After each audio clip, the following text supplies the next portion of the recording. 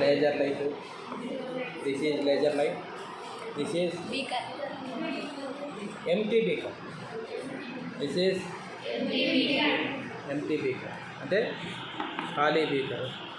ఇప్పుడు మనము లైట్ వేసినప్పుడు చూడు పైన చూడాలి. చూడు ఇక్కడ మధ్యలో ఈ ఖాళీ ప్రదేశంలో దాని యొక్క మార్గం కనబడుతుందా? రూట్ కనపడలేదు కాబట్టి ఇక్కడ గాలి ఉంది. గాలిలో మనకు ఏటివైన కణాలు స్కాటర్ చేయలేదు, అంటే స్కాటర్ అంటే పరిక్షేపించలేదు, కనపడలేదు. దాని దావ కనపడలేదు అంటే దాని యొక్క కణాలు కూడా అర్థమైందా?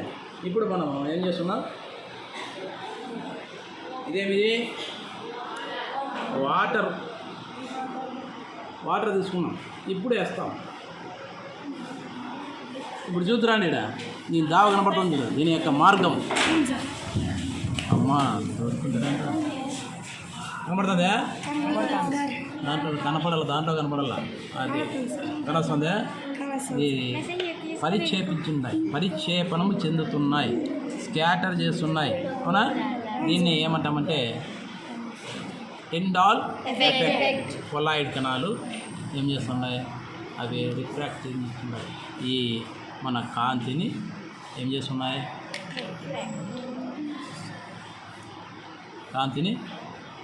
చేస్తున్నాయి, రిఫ్రాక్షన్ అంటే రిఫ్రాక్షన్ వల్ల ఇవేమవుతాయండి, స్కాటర్ అవుతాయి. తర్వాత దీంట్లోకి కొద్దిగా పసుపు వేద్దాం, ఇంకా బాగా కనబడుతుంది. పసుపు రంగు మామూలుగా అయితే ఊదిగడ్డిగానే ఉంటే కన్నా షడ్డీలు ఉన్నాయి అవుతాయి కదా, ఇంకా బాగా కనబడుతుంది. పసుపు కన్నా టర్మరిక్ అంత బాగా అలాడుతుంది. అలాగే కలిపి ఆంటీ. ఇప్పుడు చూడండి ఆంటీ వేసేవాళ్ళు. ఇప్పుడు ఇవి పసుపు నీళ్ళు దేనిలో చూడండి కనబడుతుందా? ఎక్కువ వేసినట్టున్నాము, ఎన్నికి వస్తాను ఇది కొద్దిగా లైట్గా వేసుకుంటే సరిపోయేది. దీంట్లో నీళ్ళు పరిగెత్తలు బిర్యానా ఇవి మీ దగ్గర ఉంటే బాటిలో ఉండేటి ఎక్కువైంది. ఇప్పుడు అంత పలసగా అయ్యే కొద్దీ ఆడ బాగా కనబడుతుంది చూడు. ఇక్కడ కిందన ఏమైనా ఎక్కువైన అది ఏమవుతుందంటే రివర్స్ వస్తుంది, రిఫ్లెక్ట్ అవుతుంది అవునా?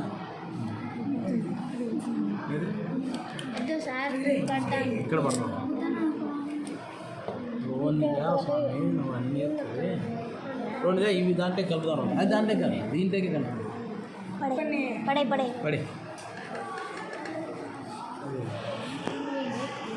ఇక్కడైతే బాగా పడాలి.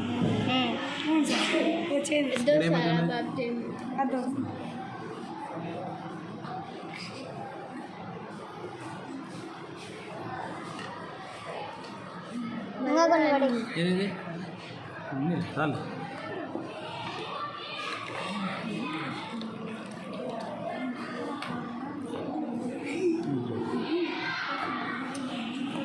చూడు బాగా అవునా? ఏమిది టిండాల్ ఎఫెక్ట్. మనం లేజర్ లైట్ కాంతి కిరణాలు దేని మీద పడుతున్నాయి, పసుపు కణాల పైన పడి అవి ఏం చేస్తున్నాయి, ఒక తరంగ దైర్ఘ్యం నుంచి ఇంకొక తరంగ దైర్ఘ్యానికి అన్ని దిశల్లోనూ ఏం చేస్తున్నాయంటే పరిక్షేపిస్తున్నాయి. దీన్ని ఏమంటామంటే టిండాల్ ఎఫెక్ట్ అని అంటాం.